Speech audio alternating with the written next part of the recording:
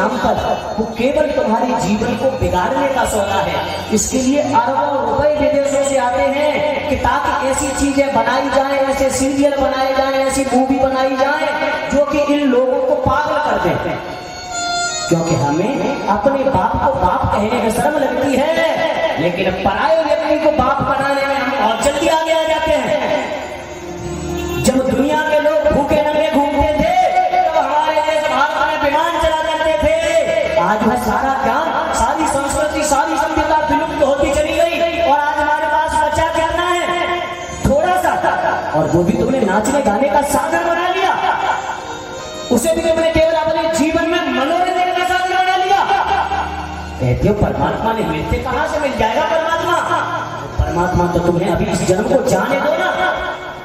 जब हजारों लाखों करोड़ों वर्ष तक नरकों में सड़ना पड़ेगा और ये यातनाएं भोगनी पड़ेगी, तब कोई और नहीं आएगा, तुम्हें स्वयं भोगना पड़ेगा।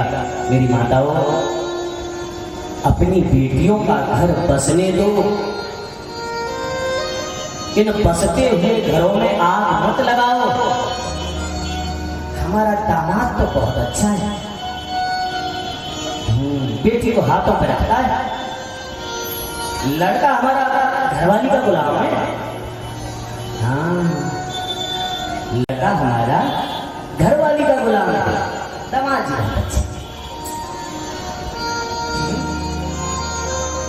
ये बातें मैं कोई बना के नहीं कह रहा, तुम्हें लोग मुझे आकर के कहते हो, तुम्हें लोग मुझे बताते हो, तभी मैं तुम लोगों को ये बातें बता रहा। अपनी बेटी के लिए तो ये चाहते हो कि इसका जो पति है वो इसके सामने से ना हटे, अपने माता पिता को घर से निकाल दे, भाई बहन को घर से निकाल दे और अकेला रहे। और हमारा बेटा, हमारा जो लड़का है ना, वो हम सबको लेके चलेगा। ये कभी नहीं होगा। तुम आज यदि अपनी बेटी का घर बिगाड़ोगी तो तुम्हारा अपना घर अपने आप बिगड़ेगा, अपने आप। कोई नहीं रोक रहा उसे। इसलिए हम लोगों को थोड़ा सा बदलना है। और ये अपनी जो ज्यादा हमें टेंशन होती है ना हर चीज की, थोड़ा सा संभलिए। बच्चों को परिपक्व होने दीजिए, उन्हें अपनी जिंदगी को समझने दीजिए, उनके विचारों में तालमेल होने दीजिए। पहले जब विवाह होता था और जब बेटी को विदा किया जाता था, अभी सुनाऊंगा, ये सब बताऊंगा, कथा आ रही है। बेटी को जब विदा किया जाता था तो माता ये कह करके विदा करती थी उसकी माँ कि बेटा, आज से तू जिस घर में जा रही है ये घर ही तेरा सब कुछ है। जिस घर में हमारी डोली जाती है बेटा, हम उस देश के लोग हैं, हम ऐसे संस्कारी लोग हैं कि उस परिवार में हम हर स्थिति में निभाते हैं और उस घर से एक दिन उसकी केवल अर्थी ही निकलती है। आजकल की माताएं गाड़ी में बिठाएंगी, मोबाइल हाथ में पकड़ाएंगी और कहेंगी घर पहुंचो। और यदि सास ससुर कुछ कहे नहीं, यदि सास ससुर कुछ बोले, तू कुछ मत करियो, मुझे फोन करियो, मैं क्लास लगाऊंगी ना उनकी। अरे हो गई तुम्हारी बिटिया की शादी पक्की, हो गई गृहस्थी पूरी। ये आग कौन लगाता है, ये घर कौन बिगाड़ रहा है? आदरणीय बंधुओं, ये तो बातें घर की हो गई। दूसरी तरफ वाले भी आ जाओ ना। किसी दूसरे की बेटी को हम विवाह करके अपने घर लाते हैं, क्या बहू लाते हो या नौकरानी? पूछ रहा ना, मुझे बता दो जो कम से कम घर में पहुंच जाते हैं नौकरानी। हमारी बेटी तो राज करे, लेकिन जो दूसरे की बेटी हम अपने घर में लेके आए हैं वो नौकरों की तरह काम करे।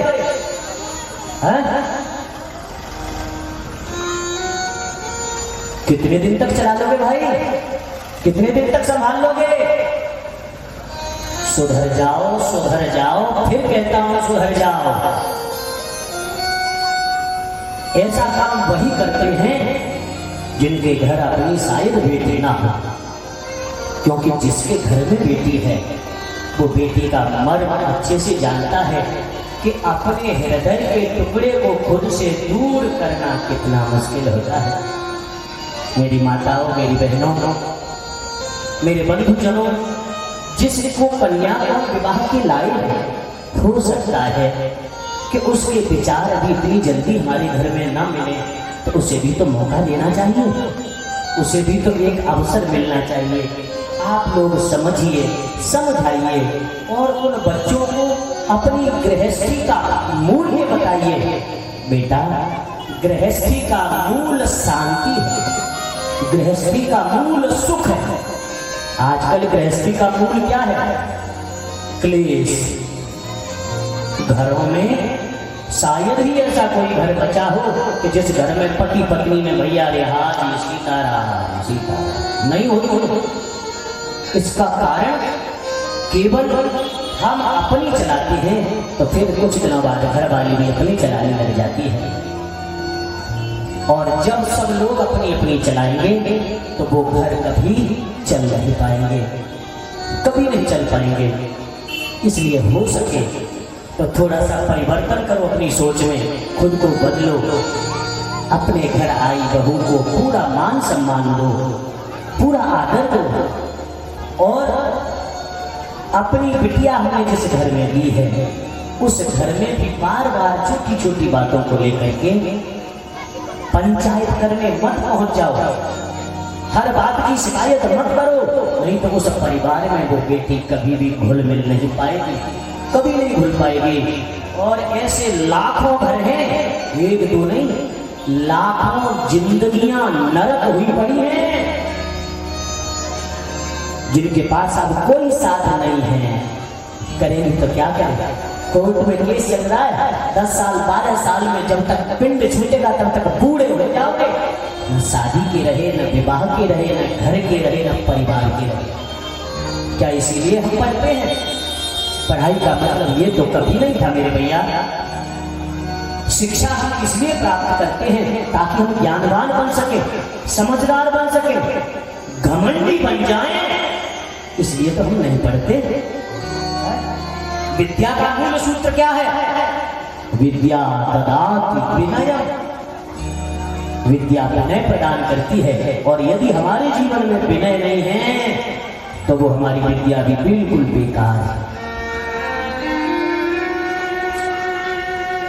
सप्त ऋषियों ने आकर के महाराज हिमाचल से कहा, महाराज कई दिन बारात को आए हुए हो गए हैं, अब आप अपनी बेटी को विदा कीजिए। विदा का नाम सुनते ही मानो महाराज हिमाचल का सीना फटने लगा हो। अभी तक तो बिल्कुल कोई पता भी नहीं चला, अब जैसे ही पता चला, अरे ये कन्या कब तक मेरी गोद में खेलती थी, न जाने कब बड़ी हो गई, इसका विवाह भी हो गया, और आज ये अपने पति के घर चली जाएगी, अपने पति के घर जाएगी। इतना सोच करके दोनों पति पत्नी महाराज हिमाचल और माता मैना खड़े होकर के भोलेनाथ के पास पहुंचे, दोनों चरणों में बैठ गए, चरण पकड़ करके कहते हैं, हे भोलेनाथ, हमने अपनी बेटी को ज्यादा कुछ काम धाम नहीं सिखा पाया है, इसको अभी घर गृहस्थी के काम भी ज्यादा नहीं आते हैं, यदि इससे कोई भूल हो जाए, यदि इससे कोई कमी हो जाए तो महाराज आप हम लोगों को भला बुरा कह लेना, क्योंकि कमी हमारी है, हमने अपनी बेटी को सिखाया होता तो ऐसा नहीं होता। लेकिन यदि कोई कमी रह जाए, कोई भूल हो जाए, तो आप हम लोगों को कोस लेना, हमसे भला बुरा कह लेना, लेकिन हमारी छोटी सी पार्वती से कुछ नहीं कहना। कहते हैं, नाथ प्राण प्रिया, हे स्वामी, हे नाथ, मुझे अपने प्राणों से भी ज्यादा प्रिय यदि कुछ है तो मुझे अपनी बिटिया माँ है, यह पार्वती मुझे अपने प्राणों से भी ज्यादा प्रिय है, इसे आप अपने चरणों की दासी बना लो। नाथ उमा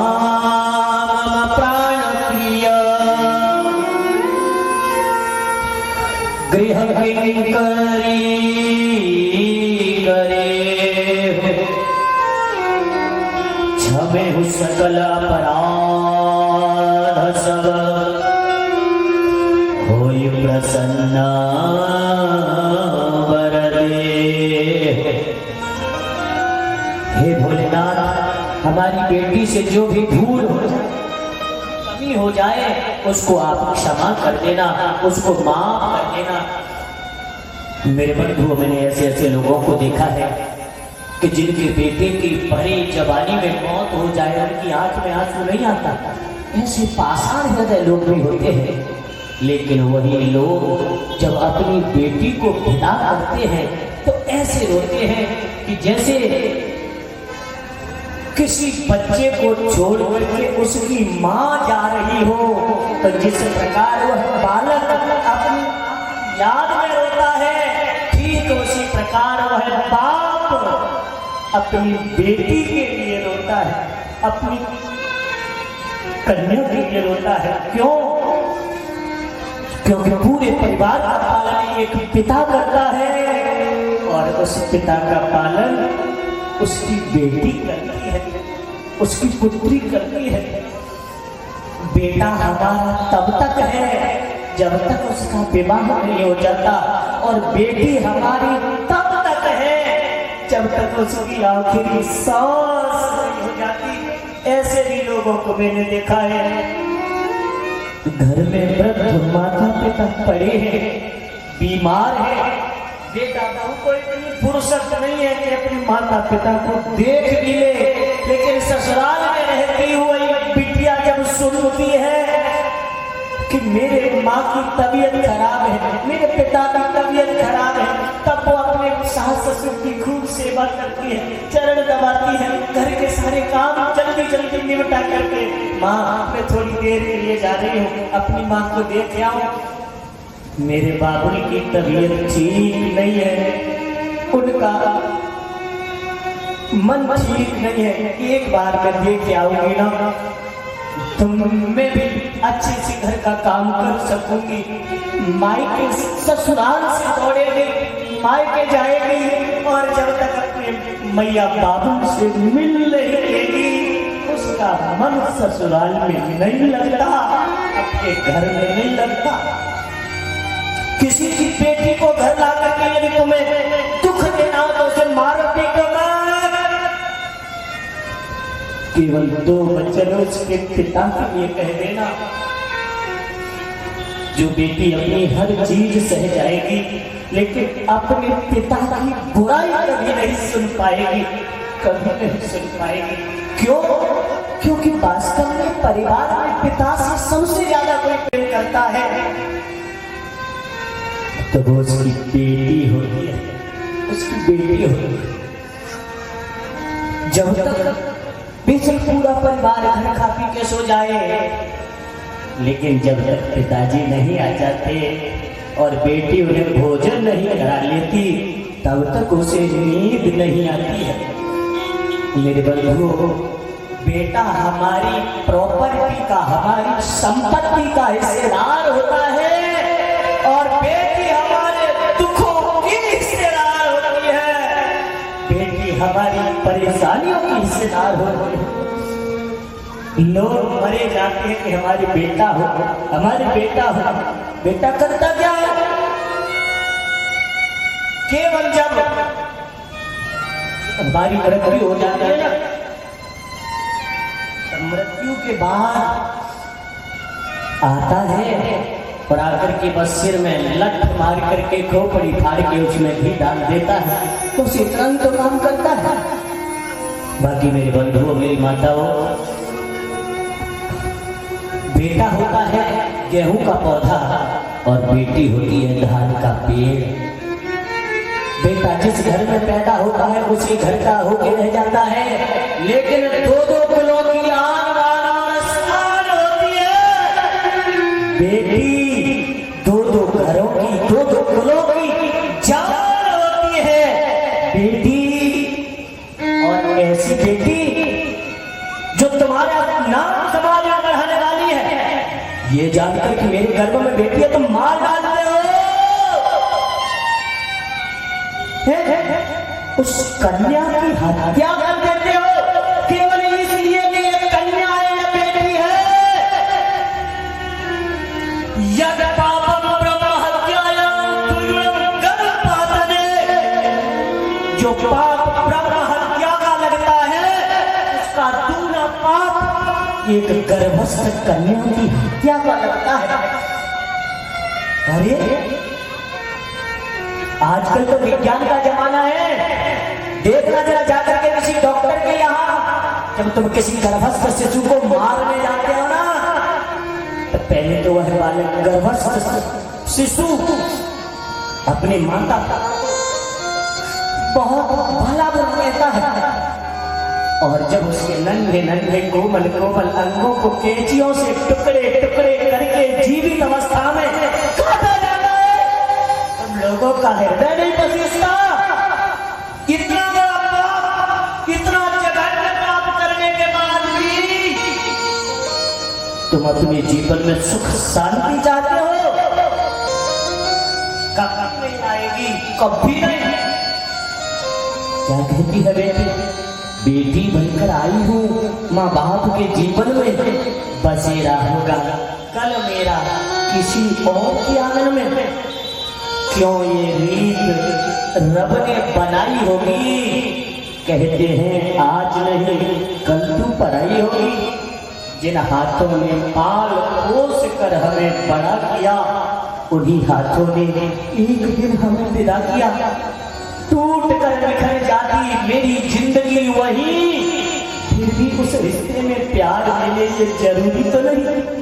अरे जरूरी नहीं है कि जिस घर में वो विवाह होकर जा रही है वहां उसे सिर्फ सम्मान मिलेगा नहीं, आदर मिलेगा नहीं, प्यार मिलेगा या नहीं, कुछ नहीं।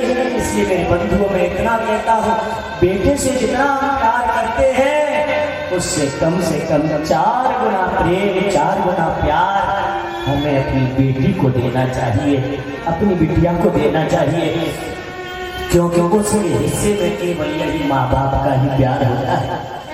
आदरणीय सज्जनों, फिर भी उस रिश्ते में प्यार मिले ये जरूरी तो नहीं। टूट कर बिखर जाती मेरी जिंदगी वही, फिर भी उस रिश्ते में प्यार मिले ये जरूरी तो नहीं। क्यों ये रिश्ता इतना अजीब होता है? क्यों ये रिश्ता इतना अजीब होता है? क्या यही बेटियों का नसीब होता है? क्या यही बेटियों का नसीब होता है? आखिर क्यों हम अपनी संतान में भी भेदभाव करते हैं? अरे जो बेटा कर सकता है बेटी क्यों नहीं कर सकती? सब कुछ कर सकती है, बस केवल तुम्हारी नजर का दोष है, केवल तुम्हारी निगाह की कमी है, केवल तुम्हारे नजरिए की कमी है।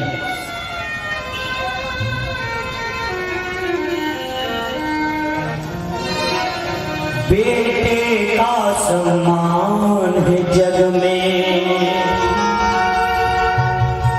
बेटे का सम्मान है जग में, बेटी का कोई मान नहीं। दुनिया वालों मुझे बताओ बेटी क्या संतान नहीं।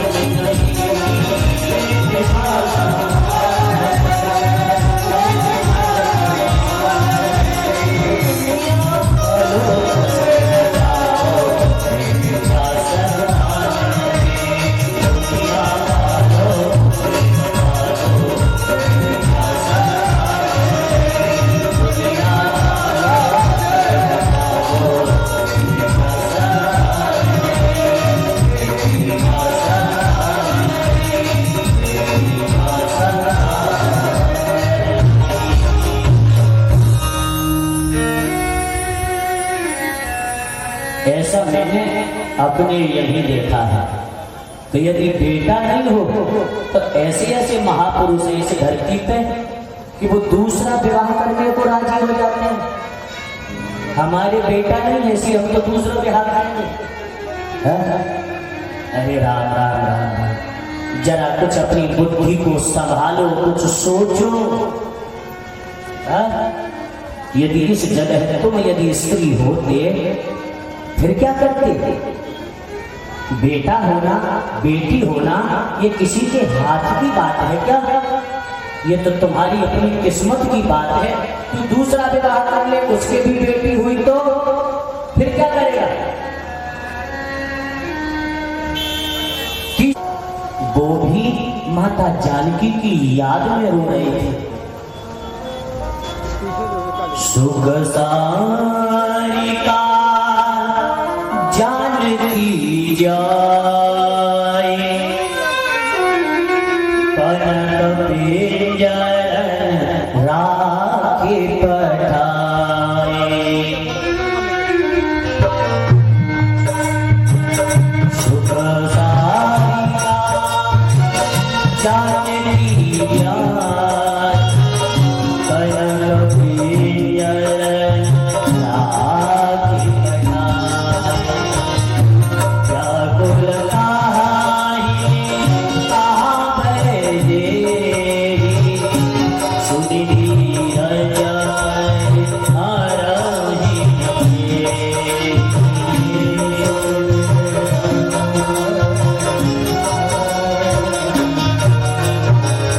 जिन पक्षियों को माता जानकी ने सोने के पिंजरों में पाला था, आज जब माता जानकी की विदा हो रही है तो हाँ सीते, हे सीते हमें भी ले चलो। इस प्रकार जब उन पक्षियों को रोते देखा ना, तो वहां पर जो धीर वीर ज्ञानी लोग थे उनका भी हृदय रो गया था। आदरणीय सज्जनों, मेरी माताओं, माता मैना अपनी साड़ी के पल्लू से आंखों के आंसुओं को पोंछती हुई खड़े होकर के बाहर आई और एक नगर की वृद्ध ब्राह्मणी है, उनसे जाकर के हाथ जोड़कर कहा, हे माता, मेरी बिटिया अपने पति के घर जा रही है, इसको जरा कुछ बता दीजिए, पातिव्रत धर्म का पालन इसे सिखा दीजिए। मेरी माताओं, मेरी बहनों, तब जाकर के वह ब्राह्मणी आई है, आकर के माता पार्वती के पास बैठ गई है, उनका हाथ अपने हाथ में लिया और बड़े प्रेम से समझाते हुए कह रही हैं कि बेटी, धन्या पतिव्रता नारी, नान्य पूज्या विशेषतः, पावनी सर्वलोकानां सर्वपापैकनाशिनी। वो स्त्री धन्य है जो अपने जीवन में पातिव्रत का पालन करती है। जो स्त्री पतिव्रता होती है, जहां पर जाती है, जहां पर चरण रख देती है, वो जगह तीर्थ बन जाता है, वो घर पावन हो जाता है। और जिस घर में ऐसी कन्या विवाह होकर के जाती है, वो घर, उस घर में आने के लिए देवता भी तरसते हैं, उस घर में आने के लिए देवता भी समझ जाते हैं। कहते हैं कि सेवते पति प्रेमणा परमेश्वरवत, जो स्त्री अपने पति की सेवा परमेश्वर की भांति करती है, हर बात को मानती है। मेरी माताओं, पति ने जो कह दिया उसका पालन करना चाहिए। हम कोई काम कर रहे हैं, पति ने आवाज लगाई तो हमें खड़े होके जाना चाहिए। जो पत्नी अपने पति से ऊंचे आसन पर बैठती है, वो तुरंत अपने सारे पुण्य खत्म कर लेती है। कुछ आया समझ में? जो पत्नी अपने पति से ऊंचा बैठती है वो तुरंत अपने सारे पुण्यों को खत्म कर देती है। जो पत्नी अपने पति से दुर्वचन बोलती है अगले जन्म में वह गूंगी होकर के पैदा होती है। मेरे बंधुओं मेरी माताओं, तीर्थानि तो यारी पतिपादोदकं पिबेत् तस्मिन् सर्वाणि तीर्थानि क्षेत्राणि जन संशयः। कोई स्त्री यदि ये चाहे कि मुझे अपने घर रहते हुए ही सारे तीर्थों का पुण्य मिल जाए, सभी दिव्य सरोवरों में स्नान का पुण्य मिल जाए, तो प्रेम से बैठकर अपने पति के चरण का अंगूठा धो करके यदि आचमन कर ले श्रद्धा भाव से, तो उसे सभी तीर्थों के स्नान का पुण्य मिल जाता है। अब तुम्हारे मन में जी आएंगे ना, हमारे स्वामी जी तो दारू पीते हैं, जुआ भी खेलते हैं और मौका लग जाता है यानी मुंडी में के खा जाए हैं। तो अब ऐसे ही अपने पति के चरण धो देते, हमें कहाँ मिल जाएगा। तुमने कही है जी बात मेरे पास तब ही आई है, मैं तो अपनी कथा सुना रहा था। तो देखो जूना जाते, जूना जिससे बर्तन मांजते, हमारे यहाँ तो जूना कहते हैं वृंदावन में, तुम्हारे यहाँ कोट पेंट कहते होंगे, मुझे पता नहीं है। बर्तन काहे पे धोए जाए हैं, कहा कहीं बातें, जूना ही है ना। हाँ समझ तो गए ना मैं किसकी बात कर रहा हूँ। हाँ वही जो सावन में पड़ा रहता है बेचारा, हाँ जी, कभी नहाता धोता भी नहीं है, हैं? उससे जब तुम बर्तन साफ करते हो तो वो जूना चाहे कितना ही गंदा क्यों ना हो, जिस बर्तन पे फेर दिया जाएगा उस बर्तन को चमका देगा। हमारा पति चाहे ऐसा सही, लेकिन तुम्हारा भाव यदि देवता का है तो तुम्हें देवता का ही पुण्य प्राप्त होगा, तुम्हें देवता का ही फल मिलेगा।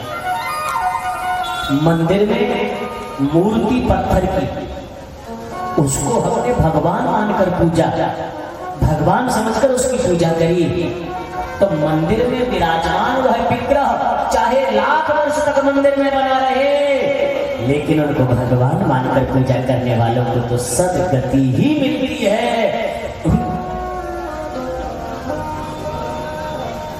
उनको भगवान समझ करके पूजा करने वालों को भगवत धाम मिलता है। इसलिए मेरी माताओं, पति हमारा चाहे जैसा भी हो, रोगी हो, वृद्ध हो, कोढ़ी हो, निर्धन हो, जैसा भी है, हमारे माता पिता ने जिसके हाथ में हमारा हाथ दिया है वो हमारा सर्वस्व है, वो हमारा परमात्मा है, वो हमारा भगवान है। ऐसा मानकर उसके हर वचन को जो माता पालन करती है वो पतिव्रता होती है, और उसका दर्शन करने के लिए देवता भी आते हैं। लेकिन मैंने कल बताया था, पातिव्रत धर्म तलवार की धार पर चलने के समान कठिन होता है। इसको निभा पाना हर किसी के बस की बात नहीं होती है। और आज के ऐसे समय में, ऐसे युग में कि जहां केवल इंद्रियों का सुख ही हमारा जीवन बन चुका है, वहां परोपकार, सदाचार, शिष्टाचार ये तो कोई मायने नहीं रखते।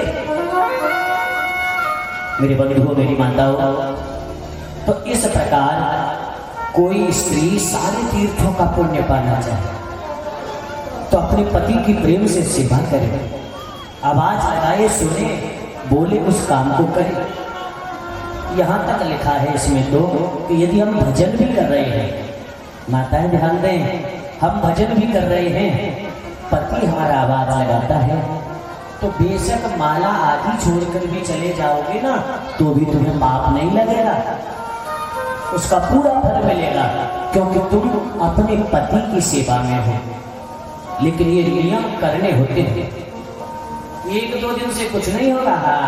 हम आज पहुंचे और जाकर के बड़े प्रेम के पानी पिलाया, बढ़िया देसी घी के परांठे खवाए और कल सवेरे लाठी उठाई और 10 बार बजा दें जय श्री राम। एक मैया थी, सुनो, एक मैया थी पतिव्रता, और उसके पातिव्रत के प्रभाव से उसे सिद्धि मिल गई। क्या मिला कि वो अपने घर में जब धान कूटती ना, धान तो कूटते हो, तो धान कूटने वाली जो चीज होती है हमारे यहाँ उसे मूसल कहते हैं,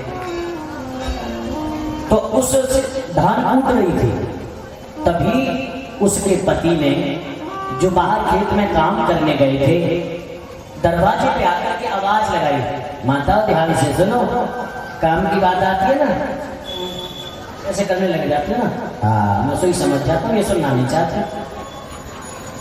सीताराम। तो मैया धान कूट रही थी, एक पड़ोसन आ गई थी, बापे काम ही केवल इतना था कि सवेरे 6 बजे धूप ताप के धर गई और फिर जा घर में बैठी है, फिर बा घर में बैठी है, फिर बा घर में बैठी है, जय सिया राम। अब वो आके बैठ गई मैया के पास, और ये तो पतिव्रता थी। जैसे ही उसने आवाज लगाई, अरे देवी प्यास लगी है जरा पानी लाओ, तो उसने ऐसे हाथ ऊपर किया था, पति की आवाज कानों में पड़ी, तुरंत मूसल वहीं छोड़ दिया ऊपर और खड़े होके चली गई। वो तबाह रह गया, जो पड़ोसन आई देखने वो आके फाड़ फाड़ कर जो हुआ तो हुआ क्या, जब पति पानी पी करके चला गया उसका, आई मूसल पकड़ा और फिर कूटने लगे। अब तो बेचारी के अचंभे का ठिकाना ही नहीं। बोली भैया तुमने ऐसा कौन सा भजन किया है, ऐसी कौन सी सिद्धि करी है तुझे ऊपर ही चीज तो रोक देती हो। बालकी मैंने कोई सिद्धि नहीं करी, मैं तो केवल अपने पति के चरणों की सेवा करती हूँ, उनकी बात मानती हूँ, आदर करती हूँ, उसी से ये सब है। तो बोले ठीक है फिर तो मैं भी आ जाऊंगी, और पहुंच गई अपने घर। जैसे ही घर गई बेचारे स्वामी जी ऐसे थे, हमारी मराई जो रोटी देती रही थी, कभी कभार मिल गई तो मिल गई, दो गई फुर्सत ना। अब आज आई और आते ही तुरंत पांव छुए। श्रीमान जी तो डर के मारे 2 हाथ पीछे चले गए। भाइयों कहा जो देवी रोज डंडा दिखाती आज पांव छू रही है, मेरी पता ना है कितनी बात में खबर लेती। हाथ जोड़ के बोले स्वामी, बोले हाँ खेत पे नहीं जा रहे काम करने। अरे देवी अभी तो आया हूँ पूरे दिन बाद, तेरा इंतजार देख रहा था, तू आ जाती तो थोड़ी रोटी फोटी खा ली, पहले खेत पे जाओ। हाँ और लौट के आके मुझसे पानी मांगना, ठीक है? हाँ और बैठ गई है, मुसल ले लिया, आजा भैया जल्दी आजा, देर रह रही है। अब जैसे स्वामी जी ने आके दरवाजे पे आवाज लगाई, करते करते देवी पानी लाई। चुप रोज तो कोई भर के पीते थे ना, आज पहली बार मोहने की आवाज करी पानी रह दियो। तो जैसे कहना तो पानी लाओ, सोई ऊपर मुसल छोड़ के हाजी ऊपर से नाक पे गिरा, सुपन खा बन गई। जय श्री राम।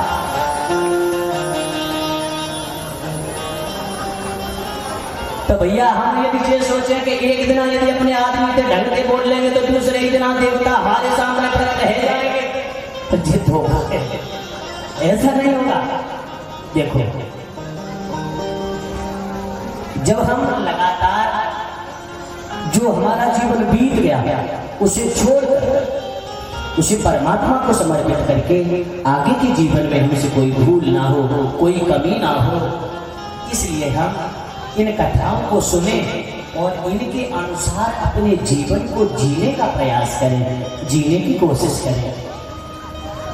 आदरणीय सज्जनों, मेरी माताओं, कहती है वह ब्राह्मणी कि बेटी तुमने अनुसुईया का नाम सुना होगा। माता अनुसुईया जिन्होंने तीनों देवताओं को, ब्रह्मा विष्णु और महेश को भी अपने घर में बालक बना करके हाजी खिला लिया है, वो केवल और केवल पातिव्रत के प्रभाव से। जो पतिव्रता नारी होती है उनके जीवन का एक ही नियम होता है, क्या? एक ही धर्म एक व्रत नेमा, एक ही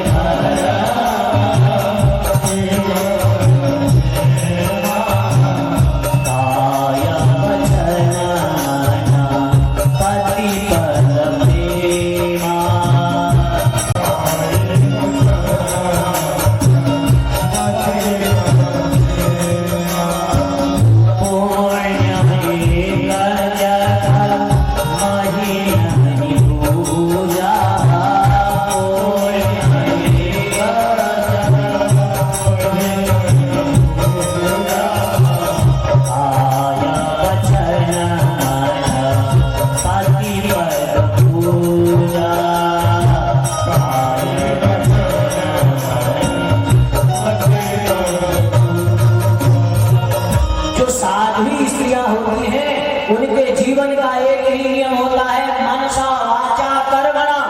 केवल अपने पति की सेवा। साधन्या जननी लोके, साधन्या जनको पिता, धन्यः स च पतिर्यस्य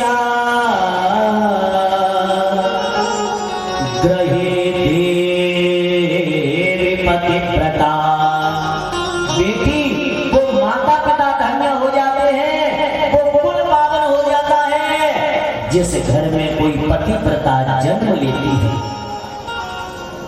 जो पतिव्रता बेटी जन्म जिस घर में लेती है उस घर का पितृवंशा मातृवंशा पतिर्वंशास्त्रयः त्रयः पतिव्रतायाः पुण्येन स्वर्गे सौख्यानि उच्यते।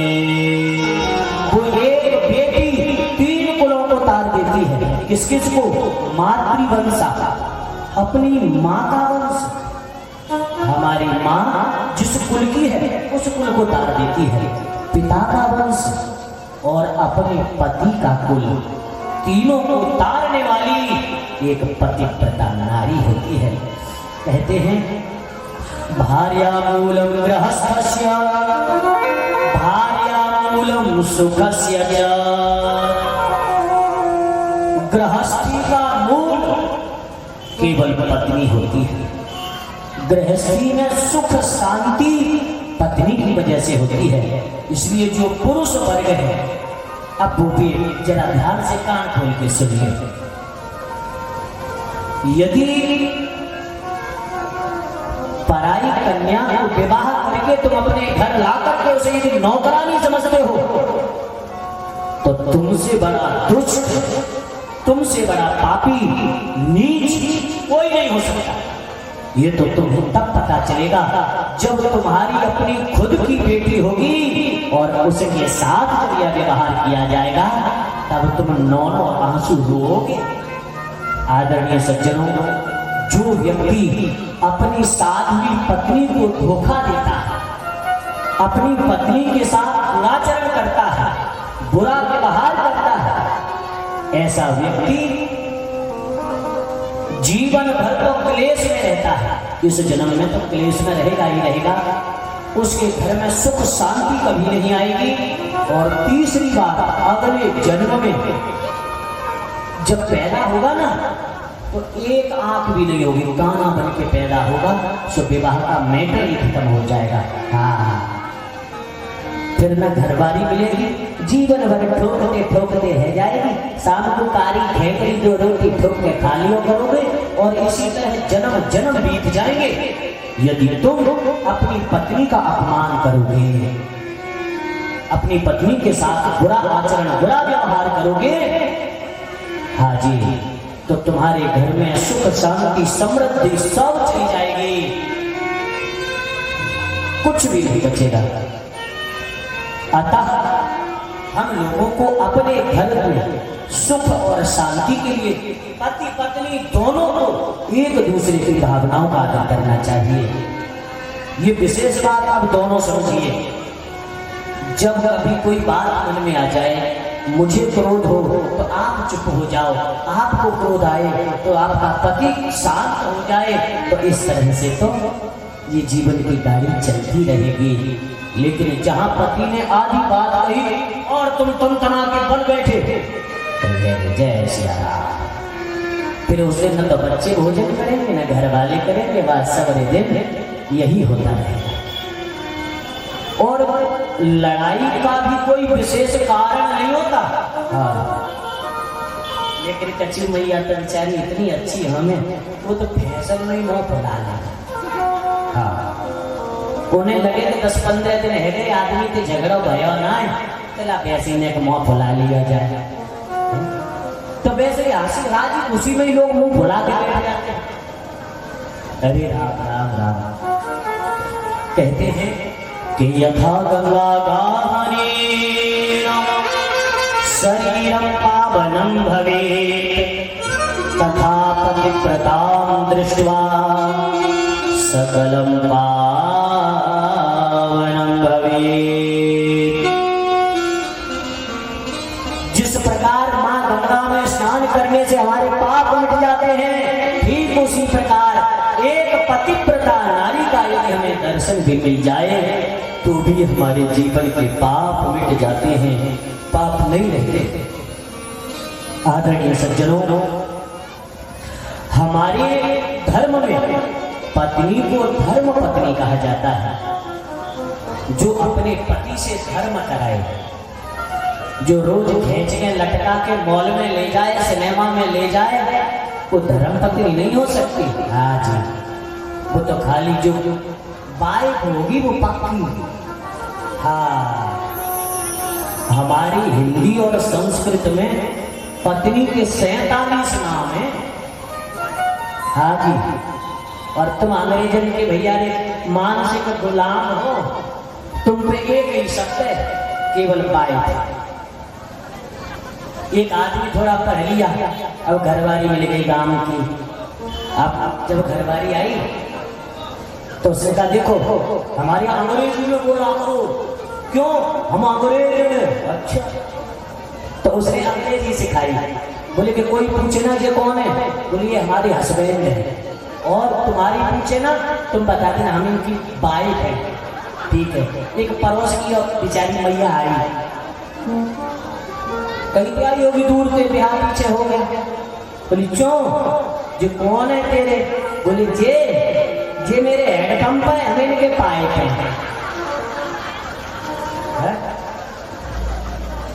तो भैया बोल लो अंग्रेजी, अंग्रेजी में एक ही शब्द है, केवल दूसरा तो है।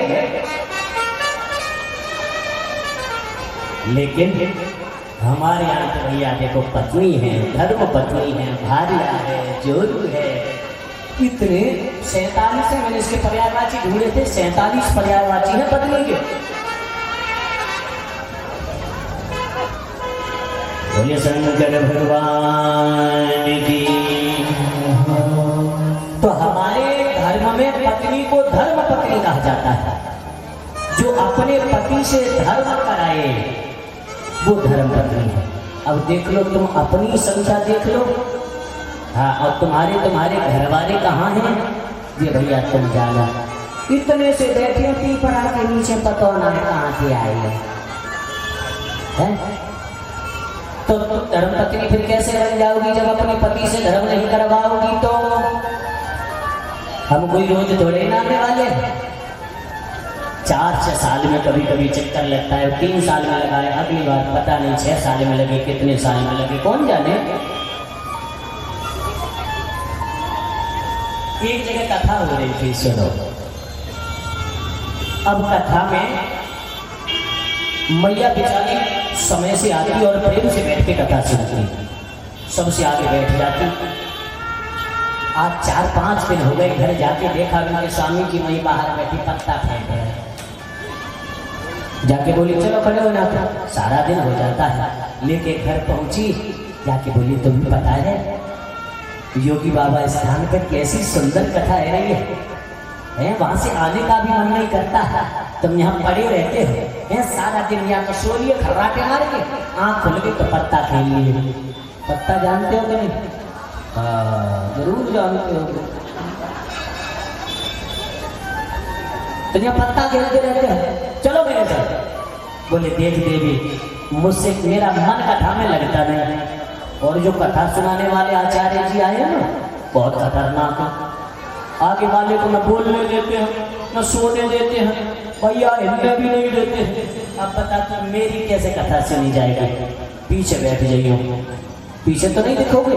बोले ठीक है। तो आज जबरदस्ती लेके आई अपने पति को, पांडाल में के घुसी, और भाई उसका तो मन था ना कथा में, तो वो आकर के सबसे आगे बैठ गई और प्रेम से कथा सुनने लगी। श्रीमान जी ने देखी, महाराज बहुत खतरनाक है, क्या करें? बोले माँ बैठ जाएंगे जहाँ सब चप्पल उतारते हैं। हाँ, जो पेड़ है जो मोटा सा पीपल का, और पेड़ के पीछे दिखेंगे भी नहीं। कुछ लोग कथा में भी आएंगे ना, तो सहारा देखेंगे, खम्मा मिल जाए, पीठ निकाले। हाँ, तो ही बड़ी दूरी है ज्यादा है, तो खम्मा मिल जाए तो एक पीठ निकाले, और पीठ टिकी नहीं, 2-4 बार तो जय होगी, फिर तो बस जय तो बस 1-2 बार है कि बंद है। अब श्रीमान जी वहां बैठ गए पीपल के पेड़ के पीछे, ठंडी ठंडी हवा चल रही थी, शाम का समय हो गया, पीपल के टिके बैठे ही थे, सोई मुंह फाड़ के नहीं लौट गए। कुछ लोगों की आदत होती है कि वो जब सोते हैं ना, तो सोते हुए का मुंह खुल जाए, चाहे छुपकली गिर जाए, चाहे मच्छर चले जाए, उन्हें पता है, उन्हें बस खर्राटे बजाने से मतलब होती रहेगी पूरे कमरे में। अब माँ सो गए, श्रीमान जी मुंह फाड़ के डरे पीपल के नीचे, तब तक एक पीछे से कुत्ता आया भाज तो और मोड़ो खोलो देख के, जय सिया राम, मोड़े पे कृपा कर गई। अब मोड़े पे कृपा करके वो ततरा गया। अब तब तक कथा पूरी है गई। जैसे जयकार बोलो शंकर भगवान की, और आँख खुली, प्रसाद लेके सब लोग जा रहे थे। लोग कह रहे भैया आज तो आनंद आ गया, बड़ी मीठी कथा भैया। और श्रीमान जी ने धीरे से कोई जीभ निकाल के मोड़ो चाटा, बोले जे कह रहे कथा मीठी भाई, हमारा तो मोड़ो ही खारी कह गए। और अपनी घरवाली के सामने पूछी भोजन करते हैं, क्यों सही करते हैं आज कथा मीठी भाई? बोले कितनी तो मीठी भाई, तो हमारा तो मोही खारी है गए। कहाँ बैठे थे तुम? वहां बैठे पीपल के पीछे। तो बोले ठीक है कल चले आओ, कल पता चलेगी तुम्हारी। तो वह मैया ने बुद्धि लगाई और कहा कि अपनी साड़ी के पल्लू में 4 बतासे बांध लाई। बतासे जानते हो? हाँ हाँ, बतासे बांध लाई। आकर के बैठ गई, कथा सुनने लगी। उसे पता था कि सुनेगा तो है, माँ ले जाओ तो माँ भी सुन जाएगा। सो गई और जाकर के बीच में जैसे ही थोड़ा सा समय मिला, चुपचाप निकल के गई, जो कि कांड रहे चप्पल के मुंह फाड़े, सिविल के फटे मोड़ी में 2 बतासे डाले। हाँ, आज जैसे ही कथा पूरी हुई, सब लोग खड़े जाने लगे। देखिए हमारा बहुत चिपकन हुआ है, सही घरवाली के पास दौड़ के पहुंचे, सुन आज हमें कथा बड़ी मीठी लगी। हाँ देख सब आज तो हमारा मीठा है। तो भैया इनके लिए बतासी ले आओ है, कैसे तो सुनाओ इन्हें। तुम भजन करोगे तो करके देखेंगे, फिर गुस्सा करेंगे भैया जी भजन करती है। क्योंकि जो व्यक्ति जैसा होता है वो दूसरों को वैसा ही बनाना चाहता है।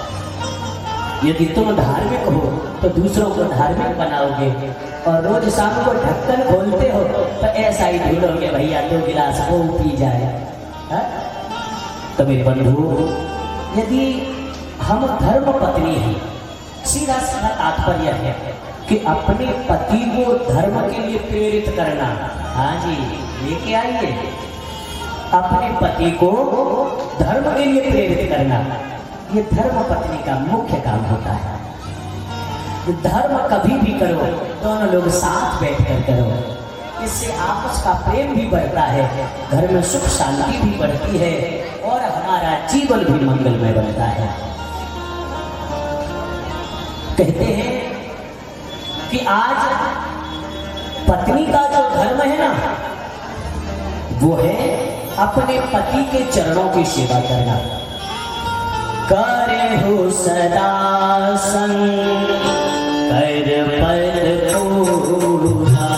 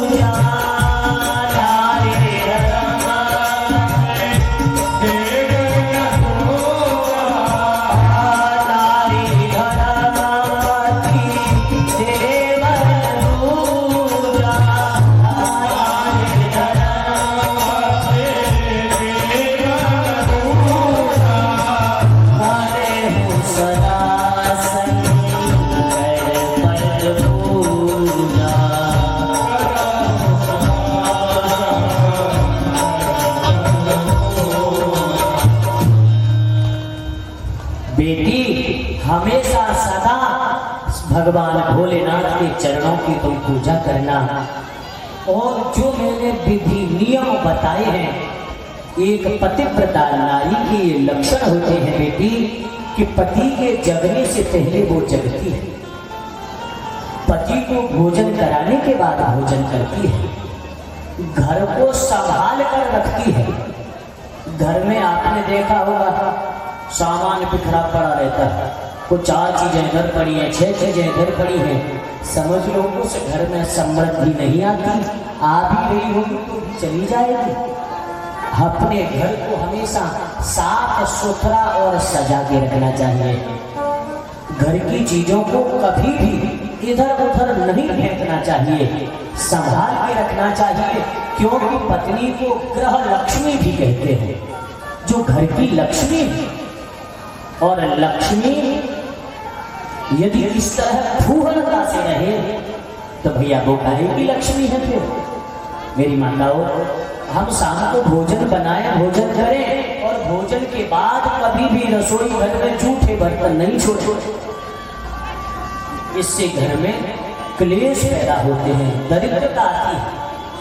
शाम को चाय पानी में ही धो के रख दो, लेकिन बर्तन हमेशा धो के रखने चाहिए। सुबह शाम घर में घी का दीपक जलना चाहिए, ये हर माता के लिए नियम है।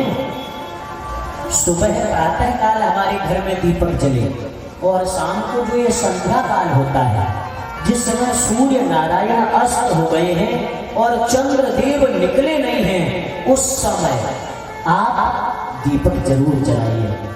घर में तुलसी का पौधा रखिए।